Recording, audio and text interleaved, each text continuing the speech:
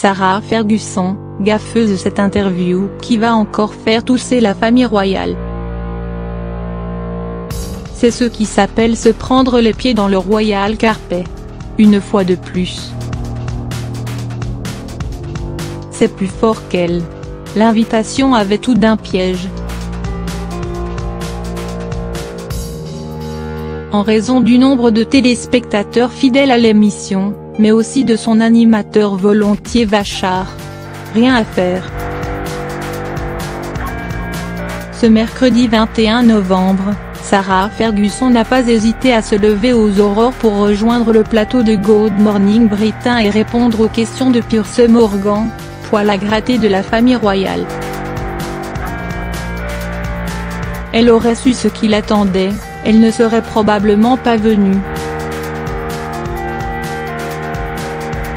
Ou du moins, elle aurait respecté la devise windsorienne ne explain, ne complain, ne jamais se justifier, ne jamais se plaindre.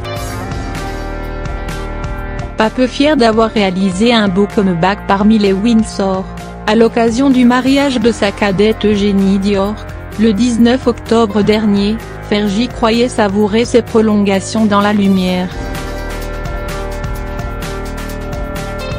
Intrigué par ses relations avec son ex-époux, le prince André, Piers Morgan a tout de suite saisi le sujet. Gêne de la duchesse, émue par ces centaines de gens lui demandant de se remettre en couple avec le père de ses filles, mais encore capable de tenir sa langue. Ce que j'aime, c'est que j'ai changé et que lui aussi a changé, a-t-elle résumé, croyant pouvoir ainsi s'en sortir. Avant que son interlocuteur revienne à la charge et lui pose frontalement la question d'un remariage. Mais occupez-vous de votre vie, s'est emporté Fergie et sans démentir cette éventualité, à laquelle le prince Philippe continue pourtant de s'opposer. Interrogée sur son retour au sein de la famille royale, la duchesse d'York persona non grata au mariage du prince William et de Kate Middleton, en 2011, et finalement tolérée à celui du prince Harry et de Meghan Markle, en mai dernier, a cru bon de s'enthousiasmer de la sorte. « Je ne les remercierai jamais assez, j'étais très nerveuse.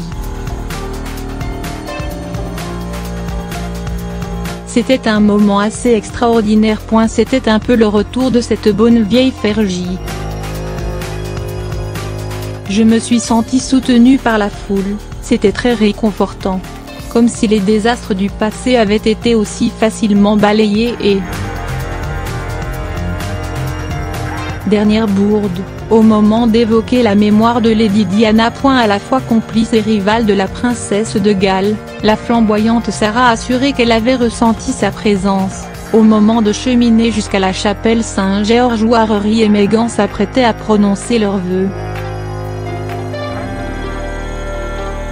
Et de préciser, elle aurait adoré chaque seconde de cette cérémonie. Elle aurait été très fière.